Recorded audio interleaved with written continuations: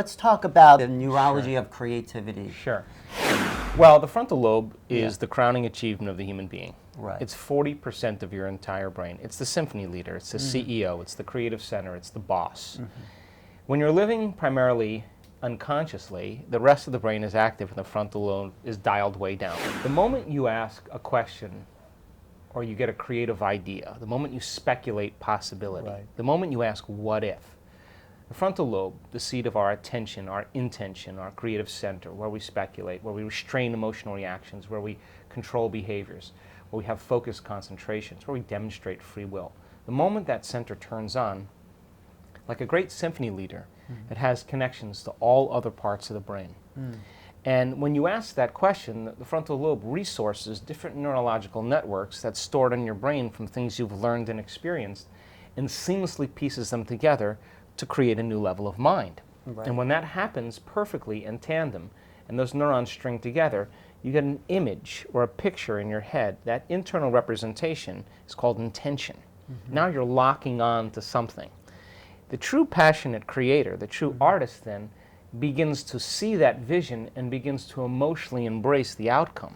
The moment they begin to emotionally embrace the outcome, their brain and body are living in the future, in the present moment, and when they're transfixing their idea on it, they begin to lay down new neurological networks to reflect that vision.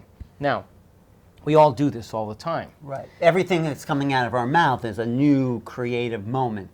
As long as you're in the creative process, right? And you're present. Yes. Right. Yeah. So then once you get that vision, now you have to go through a process of bringing it to life. Now, this is where the rubber meets the road. It certainly is, because we get these moments all the time, and do we do anything with it? Exactly. So then we've all done this. I mean, we've all been defined by a vision. And people in our life told us it was crazy, it's impossible, it'll never work. There were days you didn't feel like it, you know, all that stuff. But instead, you were defined by that vision. And every day, you reviewed that vision and you got excited about it emotionally. And you wrote down the choices you were going to make. And you wrote down the behaviors you were going to demonstrate and the things you were going to do. And your goals that you wanted to experience and how they felt. And you kept your mind on that vision. Exactly. And then you sat down and you wrote down, okay, what are the choices I'm not going to make today? What are the things I'm not going to do? What experiences am I going to stay away from? And what emotions bring me down to a lower level? Let me just get clear on who I no longer want to be. Right. And if you reviewed that every day, that distinction between the old self and the new self, there's a lot of pruning going on neurologically in the brain, a lot of sprouting going on at the same time. And sooner or later, you reach a point where you know that that thing's going to occur. The moment you know it's going to occur, you relax.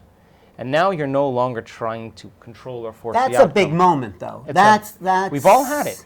We've all had it. When you know, because it takes so much energy to work for that, and you know, we're still in processes, many things we want to create. When does that moment, how is that? Is that a mystical moment, or does it what happens in the place where you know that's going to happen? I think that your mind and body all of a sudden align energetically with that vision, electromagnetically. There's a lock-in, and when you lock into it, now you don't even you don't even have to worry. You just know that it's going to happen. You have such a level of self-love and self-respect for yourself and for everybody that you actually step back and allow it to unfold and come to you.